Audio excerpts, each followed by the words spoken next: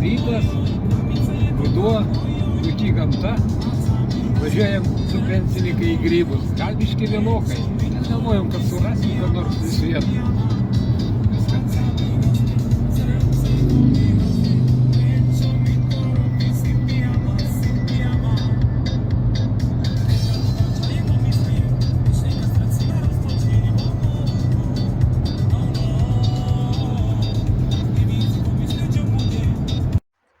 Važiavom į numatytą mišką, žinoma vėlokai, bet pradžiai pasižiūrėti.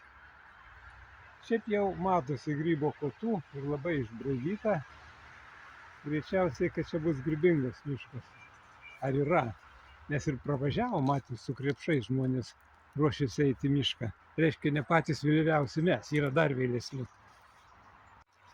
Na, va, radom tokį pagyvenusi baravyką, kaip ir mes. Aišku, jis jau nebe kondicinis. Nu, mes gal dar kondiciniai. Gerai, eisim toliau ieškoti. Jo. Nu, va, vieną, atrodo, radom gerą. O šiaip labai daug iš tikrųjų išpjaustytų ir numestų ir raugusių. Matyt, jau sezonas eina į pabaigą.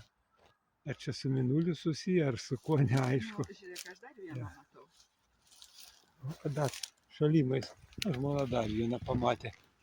Šalimais, kur aš nemačiau, pasirodo. Ne, nu žodžiu, nebereikalo atvažiavom, bent jau žinosim, kur jų yra.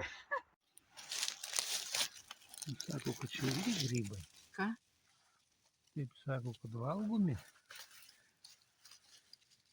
Matyt, kad teks bandyti. Na, pirma žmona sakė, paradaus. Paskui jau tada man galės duoti. Sekančiai dienai. Nu, mes ir namuose.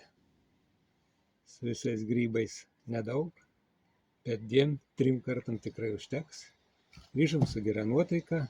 Na, o tiems, kurie važiuoja į grybus, aišku, reiktų važiuoti anksti rytą, kaip galima, kol dar bandos dvikojų nenušinavo.